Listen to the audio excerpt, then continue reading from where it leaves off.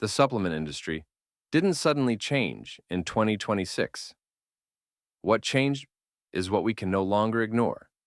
Millions of Americans are still buying the same bottles, trusting the same claims, following the same advice.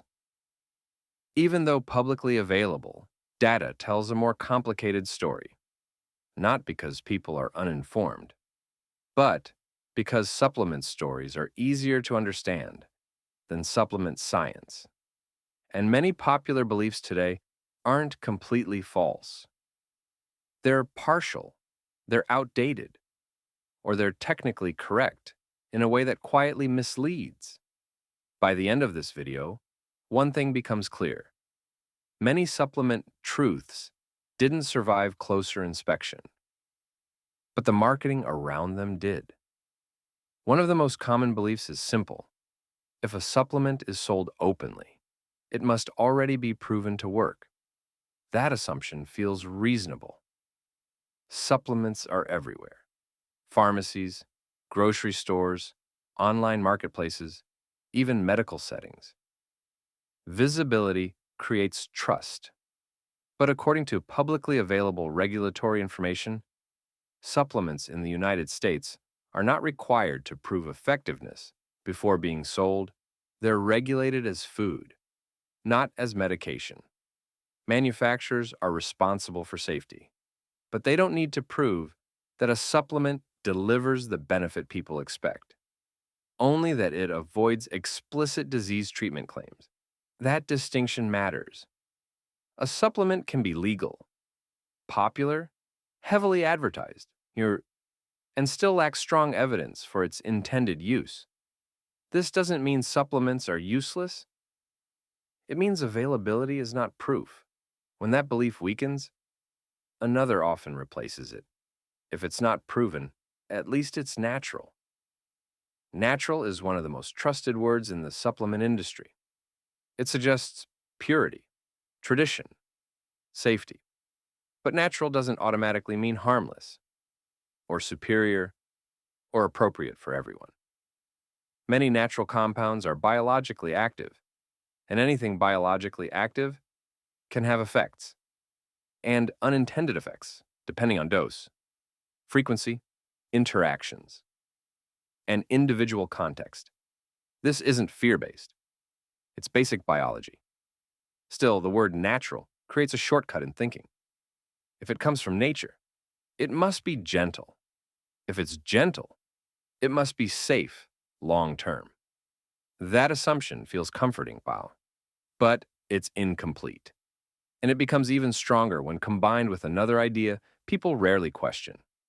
If people have used it for decades, it must work. Longevity feels like evidence. If a supplement has existed for 30 or 40 years, the logic goes, it wouldn't still exist if it didn't deliver results. But popularity over time does not equal verified benefit. Many supplements became widespread before modern research standards existed. Some were based on early theories, never fully confirmed. Others showed benefits only in narrow conditions. And once a belief becomes cultural, it can survive independently of evidence. People don't only buy supplements for results. They buy them for routine, for reassurance, for the feeling of being proactive. That emotional reinforcement keeps products relevant, even when scientific enthusiasm fades. Which leads to another assumption. If it costs more, it must be better. In most industries, price signals quality. Higher cost usually implies better materials, better craftsmanship, better performance. But supplements don't consistently follow that rule. Independent testing has repeatedly shown that price does not reliably predict quality, not ingredient accuracy, not dosage precision, not absorption. In some cases, lower-priced supplements meet label claims more consistently. This doesn't mean expensive supplements don't work. It means price alone isn't a reliable filter. So, attention shifts to another metric, dosage. If a little helps, more should help more. This belief is especially common in fitness and wellness culture, but biology rarely works linearly. Many nutrients follow threshold effects. Below a certain level, nothing happens. Within a certain range, benefits may appear. Above that range, benefits often plateau. More doesn't always mean better. Sometimes it just means unnecessary. Marketing, however, often emphasizes maximum amounts, not optimal ones. And that framing encourages people to increase intake, not recklessly, but methodically, which leads naturally to stacking. The idea of combining supplements to create synergy sounds scientific. In theory, synergy exists. In practice, it's far more limited than marketing suggests. Most supplements are studied in isolation. We often know how one ingredient behaves alone, but not how 7 behave together over time.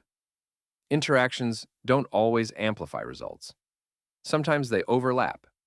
Sometimes they compete for absorption. Sometimes they add nothing at all. But visually, stacks are persuasive. Multiple bottles signal seriousness.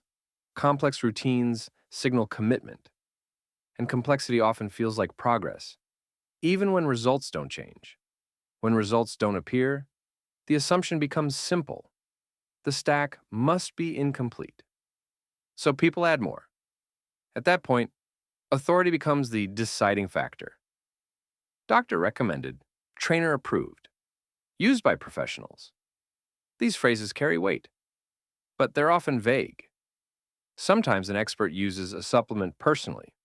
Sometimes they endorse it publicly. Sometimes a quote is accurate, but missing context.